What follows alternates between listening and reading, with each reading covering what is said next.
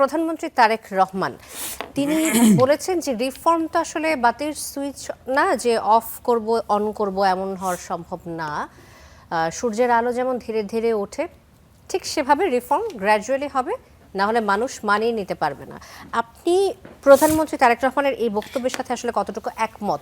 কারণ অন্তর্বর্তী সরকারের সময় আমরা দেখলাম যে সংস্কার কমিশনের ধারাবাহিকভাবে বৈঠক করেছে, জুলাই সনদ প্রণয়ন করতে প্রায় 18 মাস সময় নিয়েছে। বিএনপি সরকারের 6 মাসের মতো সময় যেতে না যেতেই সংস্কার বাস্তবায়নের প্রত্যাশা যদি আমরা করি, সেটা কতটা যুক্তিসঙ্গত বলে আপনি মনে করেন? আন্তরিকভাবে ধন্যবাদ দিচ্ছি যারা আমাকে শুনছেন। দেখেন, ওই ক্রনোলজিটা রাইট না। যে ধরেন 18 মাস সময় নিয়েছে, তাহলে বিএনপিও কি 18 মাস সময় নিবে কিনা বা 6 মাসের মধ্যে ইমপ্লিমেন্টেড করবে কিনা। ফ্যাক্টরটা হচ্ছে যে 18 মাস সময় নিয়েছে R&Dতে, রিসার্চ অ্যান্ড ডেভেলপমেন্টে। 18 মাস সময় গিয়েছে অভ্যন্তরীণ বোঝাপড়ায়, কমিউনিকেশনে, এগ্রিমেন্ট অ্যান্ড ডিসএগ্রিমেন্টে। তো যখন আপনি একটা সিদ্ধান্ত নিয়ে ফেলেন, যখন আপনি একটা জায়গায় এসে উপনীত হতে পারেন, যখন অল পার্টি মানে পলিসিতে যখন আপনি একটা জায়গাকে ইনপুট দিতে পারেন, তখন তো ম্যাটার অফ ডিসিশন। কিন্তু মানে এই যে আমরা যেটা পারি এটা কিন্তু বিল্ডিং নির্মাণ না।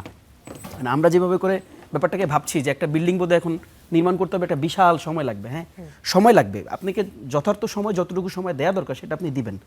কিন্তু এটা এমন কোনো রকেট সায়েন্স না যে এতদিন ধরে R&D হয়েছে, এখন চাঁদে রকেট পাঠাইতে হবে, ফলে এটার জন্য এখন রকেট বানাইতে হবে, সেটার জন্য আপনার লোকজন জনবল নিয়োগ দিতে হবে, কে রকেটে যাবে সেখানে প্রতিযোগিতা হবে, অনেক ক্যাওয়াস অ্যান্ড অনেক ক্রিটিক্যাল সিদ্ধান্ত সেখানে নিতে হবে। It's not that, a matter of decision নাও।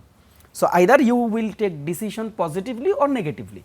তো ব্যাপারটা হচ্ছে এরকম। আর আজকে মাননীয় প্রধানমন্ত্রী যেটা বলেছেন যে সুইচের কথা, দেখেন তো হলো তো 6 মাস, তাই না? এখন 6 মাস আপনি তো কম সময় বলতে পারেন না। আসলে 6 মাস কিন্তু আসলে খুব ছোট সময় না। দেখেন, আমরা সেই সরকার গঠন হওয়ার পর থেকে অল্প সময় বলতে বলতে 6 মাস অতিবাহিত করেছি। এখন আমি আপনাকে একটা এক্সাম্পল দিলে আপনি বুঝবেন।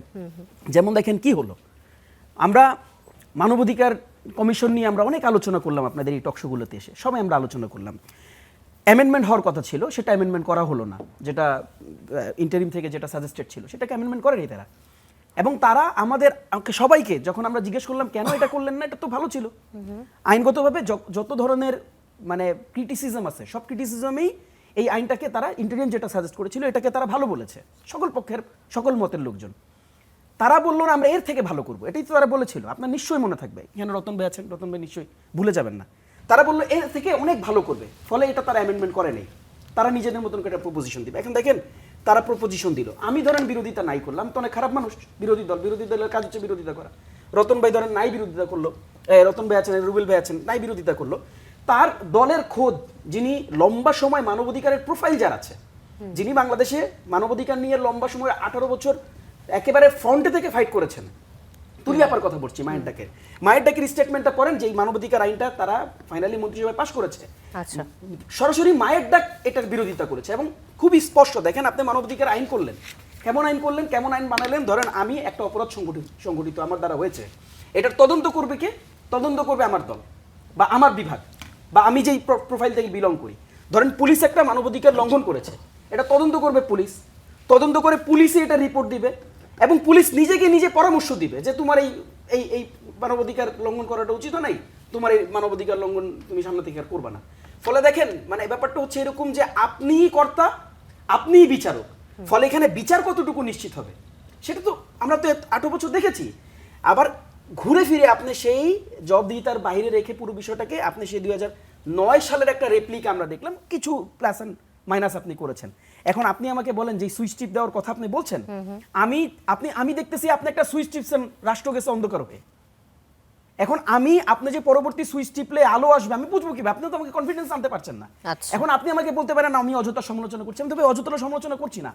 আপনার দলের খোদ মেম্বার অফ দি পার্লামেন্ট তার সংগঠন থেকে স্টেটমেন্ট দিয়ে এটার সমালোচনা করেছে, আমরা তো করেছি। যত মানবাধিকার সংস্থা আছে আদার্স, তারা এই কথা বলছে।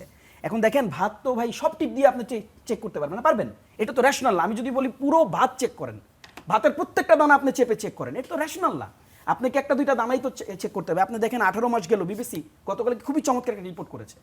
তারা বলেছে মব সহিংসতা। দেখেন, মব সহিংসতা নিয়ে টকশোগুলোতে সবচেয়ে বেশি আমাদেরকে আপনারা প্রশ্ন করেছেন, আমরা অ্যাপ্রিশিয়েট করেছি।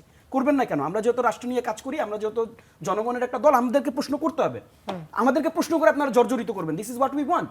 কিন্তু আপনারা কি বিএনপির লোকজনদেরকে ডেকে জিজ্ঞেস করেছেন? বিবিসি বলছে যে বিগত 6 মাসে 120 জন শুধুমাত্র মব সহিংসতা নিহত হয়েছে। এই প্রশ্নের উত্তরগুলো তাদের কাছে নিতে হবে না? দেখেন সরকারে যারা থাকে তারা তো মোর দায়িত্বশীল, তাদের তো জবাবদিহিতার জায়গা বেশি। খুন হয়েছে 73টা।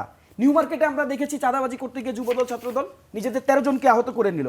আর কার্ড দেখেন, তাদের সবচেয়ে যে ইউনিক সেলিং পয়েন্টটা ছিল কার্ড, এই কার্ডে এখন আমরা দেখছি প্রত্যেকটা ইউনো কার্যালয়ে কার্ডের প্রসঙ্গে আসছি। জি, ফলে দেখেন তাসিন রিয়াজ, ফলে আমি শেষ লাইনটা বলি, ফলে দেখেন সুইচের কথা তিনি বলেছেন যথার্থ, কিন্তু তিনি সুইচ টিপলে তো ভাই অন্ধকার হয়ে যেতেছে। আলো জ্বালানোর মতন একটা এক্সাম্পল আমাদের কাছে দেন, আমরা আপনার উপর আস্থা রাখতে চাই।